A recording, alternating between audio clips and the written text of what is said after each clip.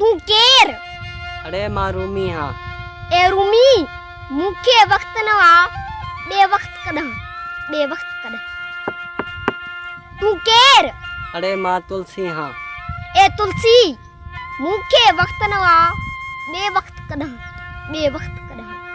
इन पत्थर में अज नेठ वनी मु डोरा डारी जान विधी। इन पत्थर में अज नेठ वनी मु डोरा डारी जान विधी। अज आह तस्वर रूप वतो अज मुजी धरती आ मुर्की।